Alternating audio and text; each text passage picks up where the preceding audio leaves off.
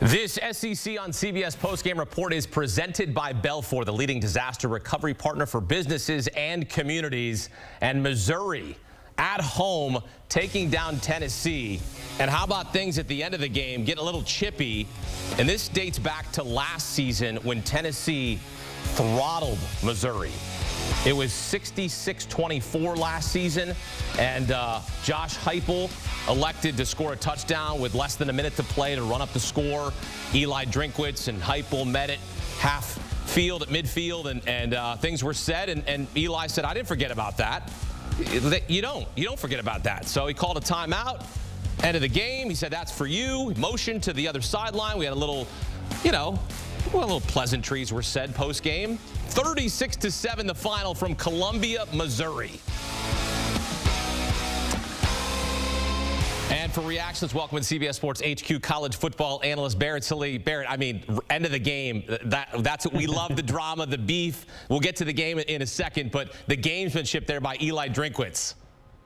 I'm all about pettiness, man. Look, he's been thinking about this one for a long time. It wasn't a this week thing. He'd been thinking about that all off season long, and he never misses an opportunity to troll, to take advantage of a situation to make his program look better and give them that little edge that Eli has from a personality standpoint. The pettiness is great, man. I love it.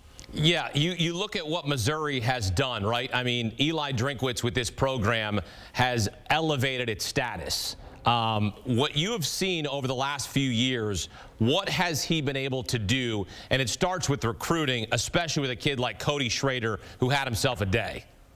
Yeah, it's like a nice mix of development, like it's a developmental program, and then getting the kids to stay in state. Luther Burden III is a perfect example. When you've got a guy in your backyard like that, you have to go get him. Missouri found a way to get it done. But then they also go get a guy in Brady Cook who's good, not great, and they coach him up. They go get a guy in Cody Schrader who's been all over the place at Truman State and finds his way to Missouri and becomes a star. So I think this is kind of what they wanted when they got Eli Drinkwitz, a guy who would go out, target high-profile players on the recruiting trail at a high school, get them, and then also find transfers that are a little bit under the radar and coach them up, coach quarterbacks up, be a developmental program. And that's the recipe Missouri has to have, because it's not going to go recruit like Georgia does. That's just not the way it is. They have to do it Eli's way. And this team is definitely taking on that identity, both from a personality perspective and the way Eli wants to build it. Missouri totaling 530 yards of total offense, and the bulk of that coming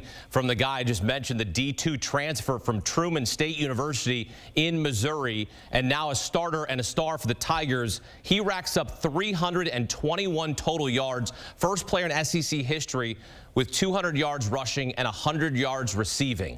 That is absolutely appropriate for a have-a-day kid. What is he able to do in this game? Man, to me, he just is so strong. He runs downhill, and you heard Gary and Brad mention it in the broadcast, where he hasn't been tackled for a loss all season. I think he was during the game for a loss of one or whatever, but he just runs downhill. He's patient. He sees holes before they develop, and I think because of that, he draws in linebackers. And then when you see him out of the backfield, that was the first time we've ever really seen him as a weapon in the passing game. But this is a guy who's put in his time. And it's not a fluke. He's not a product of a system. He is just a force. He runs like a truck, and he's got great vision, and he deserves everything that's coming his way. Fewest points scored under Josh Heupel. They get just 7 points this game, and this is what you don't want to see is your program going backwards, and unfortunately it has a bit this season for Tennessee. Yeah, it has, although I think it was a little unrealistic to think they'd match what they were last year or really even get into a New Year's Six bowl game. You lose Hendon Hooker, you lose Jalen Hyatt, you lose Tillman, you lose a bunch of dudes who were integral pieces of that offense, and then this year you lose Brew McCoy to an injury. He was supposed to be your number one receiver. So this is just one of those years where, yeah, it's not a New Year's Six bowl game, and I think some Tennessee fans were expecting that. But there's still going to be a team that plays in Florida on New Year's Day or a traditional New Year's Day bowl game. And that's okay, because at Tennessee, look, I'm in the South, I'm around Tennessee fans a lot. The word consistency is like a foreign language, out of a foreign language to them. They don't even know what that means. But now you go and you earn the #1 spot in the college football playoff rankings last year, the first edition. you go to the Orange Bowl, and now you're going to be a 9-win team, an 8-9-win team. Okay, yeah, that's not ideal, but in years past, under Butch Jones, under Jeremy Pruitt, under the Doolander, Derek Dooley, they would have fallen off a cliff this year. They didn't, and I think that's still a good foundation for Josh Heupel to continue to build this program. Well, they lose a tough one on the road at Missouri because this young man, Cody Schrader, had himself a day. 321 scrimmage yards. That is the second most in Missouri history, behind only Devin West, who did so in 1998 with 333. But Schrader, the first player in SEC history with 200 rushing yards and 100 receiving yards. And let's get back out to the site. Welcome to the man who called this game, former NFL and college quarterback Gary Danielson. And Gary, how about the end of that game? The chippiness, the gamesmanship from 1 year ago when Heupel ran up the score and they met at midfield and there was some words spoken. You know that Eli Drinkwitz did not forget that. No, we started our broadcast with it. And I just feel everything combined, you know, back-to-back years, when someone runs the ball down your throat, you know, especially the way Tennessee plays, you think about them being wide open, throwing the ball, and puts that type of rush yards on you, and then at the end of the game, they tack one more yard. It wasn't the 732 yards. It was the last yard that stuck in the craw of this Missouri football team, and I thought Brady Cook did a great job. It wasn't him. Every direction he pointed to, everybody succeeded in this game. Of course, the guy next to him, his coach, building the program, and Cody, but everybody, the two coordinators, the offensive line, the defense, it was a perfect game for Missouri. Yeah, they racked up 530 yards of total offense, and the bulk of that coming from Cody Schrader, the D2 transfer. 200 yards on the ground, 100 yards through the air. First player in SEC history to do so, 321 total.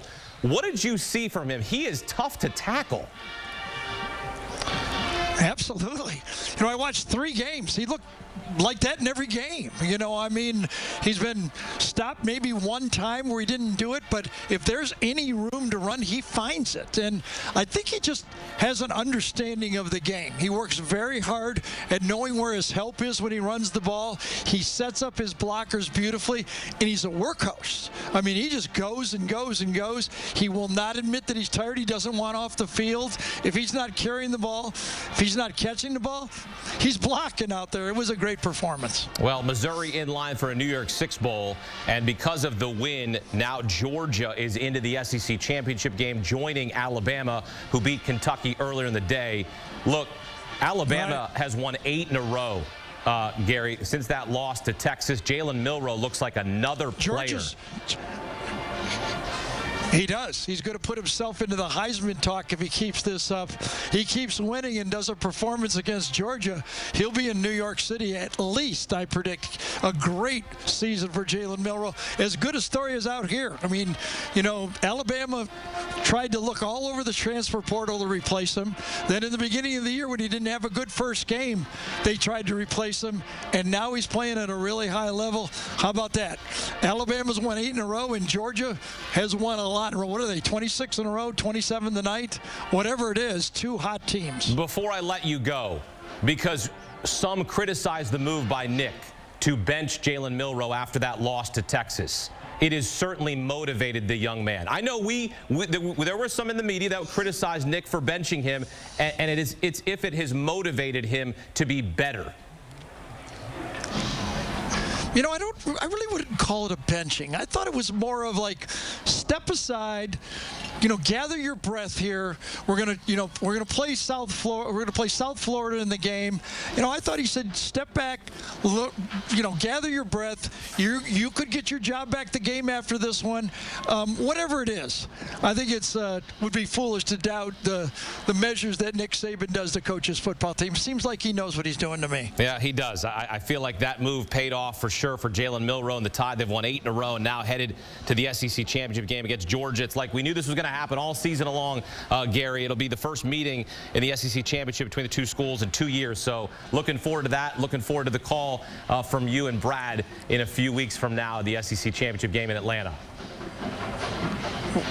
Well, it'll be a great way to finish our run, CBS doing the SEC, to finish with Alabama playing Georgia in the SEC championship. Won't that be appropriate? And you will be on the call. Brad Nessler and Gary Danielson. Gary taking time for us here on CBS Sports HQ. Gary, thank you so much. I mean, what a season it has been. The storylines from all the schools that we have covered this season on CBS. And once again, it is Alabama and Georgia. It was like it was meant to be, right? Look, some teams had some great runs. Tennessee, Missouri winning on this day. But now we are set. The SEC championship game in Atlanta on CBS, Alabama and Georgia.